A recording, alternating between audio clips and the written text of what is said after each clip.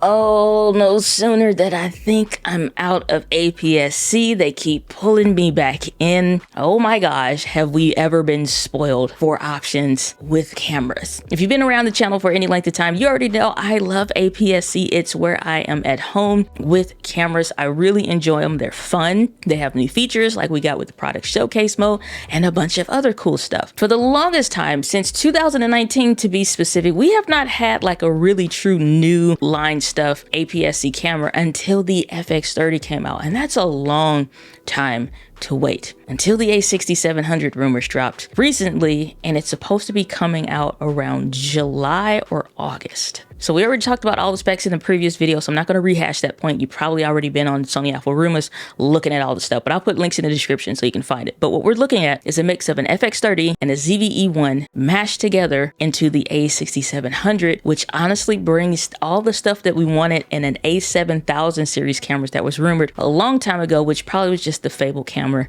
that only lives in our hearts. But now it's reality. So my real issue is, so I got the ZV-E10, I have the A6400, I had the A6600, have the ZV-1. I've enjoyed small portable cameras that work for my purposes. I don't need full frame. I've never really wanted to go to full frame until the E1 came out, and I'm like, dag, that AI technology I cannot pass up. But if this camera, which it's rumored to have, for whatever reason, because it has that new processor, but the FX30 didn't, so maybe that's a big differentiator. We'll talk about that in a second. But the AI stuff in the E1 is coming to this A6700, allegedly. Is this going to help me stay at home in APS-C so I don't want to bounce back and forth? I'm honestly, yes, I buy and I try gear and stuff like that to teach and train for what I need to do for the business. But for me personally, I prefer to be a gear minimalist. I don't want a bunch of multiple 12 different of the same things. Just like, for example, one of the things I'm always like declining to review on the channel comes like, hey, we'll send you our new wireless thing that hooks into a phone. It's like the Rode Wireless Go, but I'm like, just get one of the two better options. Like, you got the Rode or you got the DJI. Get one of those and be done with it. You know what I'm saying? Like, I just feel like it should be simple. Obviously, the whole video simplified brand, help you move your vision forward using video. So when it comes to cameras and stuff, now we're spoiled for options.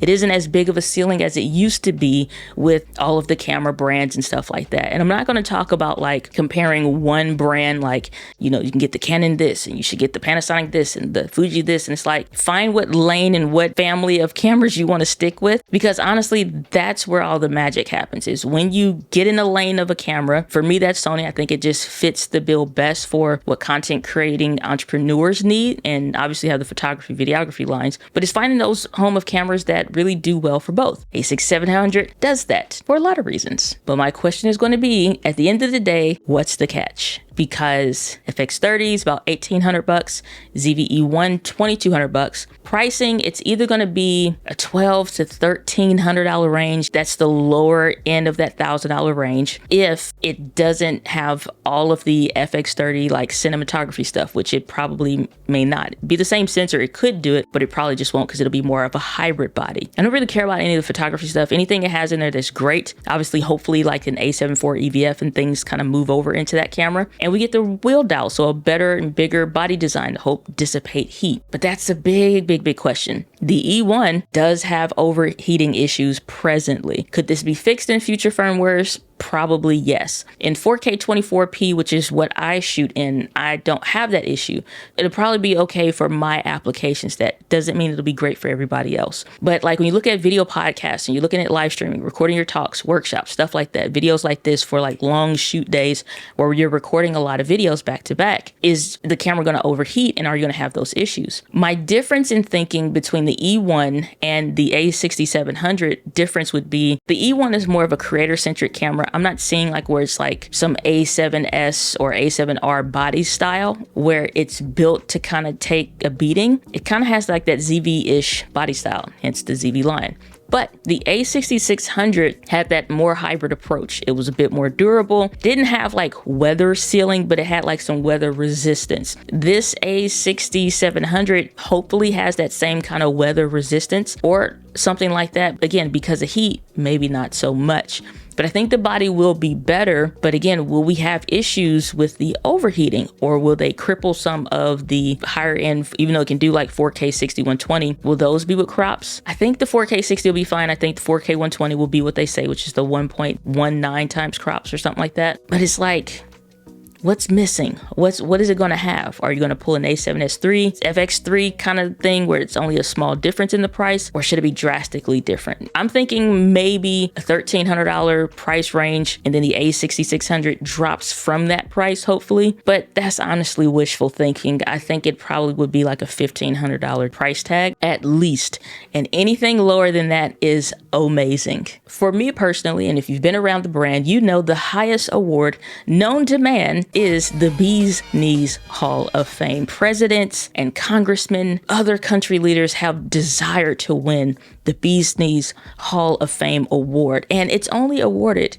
to things that I like white chocolate. So if you eat dark chocolate, just leave the video now.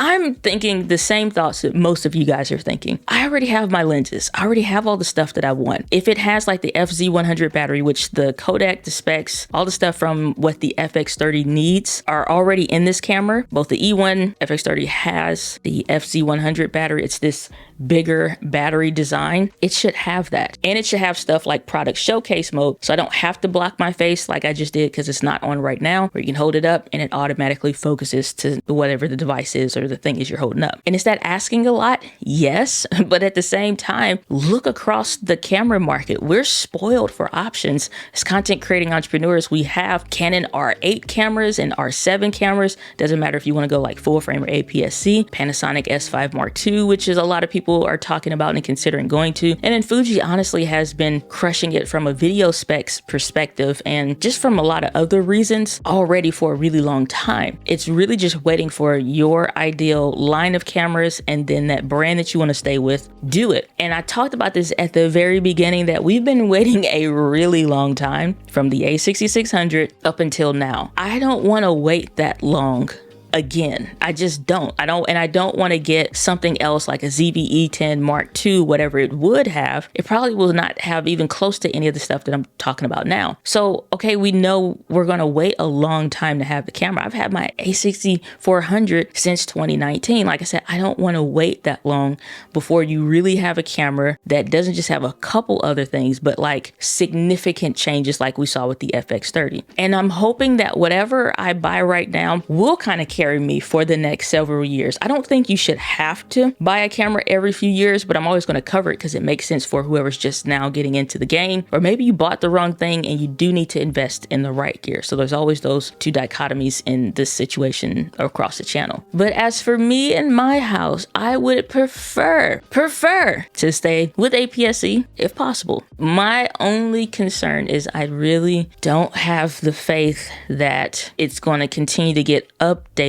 at the level that full frame is, because even if I get, like, I saw Sigma just released the 17mm f4 lens, and like me and my buddies are talking about, oh, what should you do if you go with the E1 and you're going into that full frame lineup, what lenses work best? Again, from my level of creation and the stuff that I'm interested in and what I'm doing, Sigma 16, Bee's Knees Hall of Fame. The 10 to 18 is okay. I think it could be way sharper, way better. You have sweet lenses like this. Samyang 12mm f2 is a really interesting lens that I like to use when I'm traveling, you're in hotel rooms, because this just isn't enough. Yeah, with a better sensor is better, but this, again, still works better. You don't have all of those kind of fun lenses or simple lenses to fill the gaps as much, because you do have the more professional line in full frame. I'm not interested in some of that stuff because it just kind of, it's too much sometimes. It's like, I don't want to carry that extra weight either. I would love to stay with APS-C, but I don't want to do this every so many years waiting and hoping and praying. And I feel like I kind of made the decision in the process of making this video, which is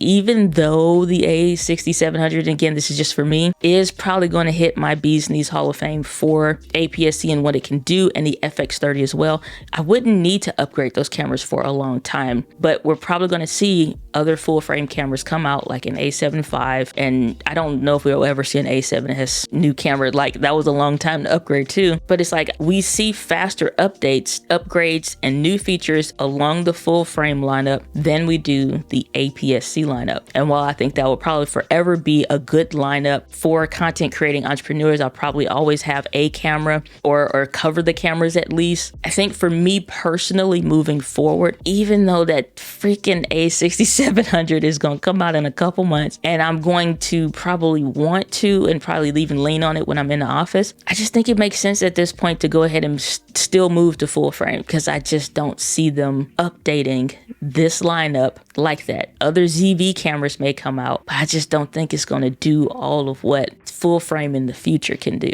You know what I mean? These are my thoughts. I wanted to make this video because I'm sure if you're like me and you're in this situation and you are either wanting to jump to full frame or stick with the APS-C and be like, nope, that's good, I don't care, I don't need to upgrade that often, I'll wait. Great. I'm curious to see, where are your thoughts? Where are you looking? Because that's where I'm at with this whole thing. I think it'll be great. I think it'll be the Bee's Knees Hall of Fame still. I just think it's kind of like a too late, and it's been for forever since we really had something dynamite. Save the FX30, not including that. But like, it's been such a long time. I gotta go, man. I gotta go. I mean, I still gonna get this money, but I don't know. Let me know. What are you guys at? Where are you at? What are your thoughts? That's what I'm thinking. I'll see y'all on the next video. Peace. Are you an entrepreneur struggling to get your brand noticed through video content? Look no further. The One Right Video is the ultimate guide to creating videos that will amplify your brand and grow your business. It's jam-packed with practical tips and strategies to help entrepreneurs just like you succeed in video content creation. Don't let your competition get ahead. Mark your calendar for March 1st and be among the first to get your hands on a copy of the One Right Video. Go to onerightvideo.com.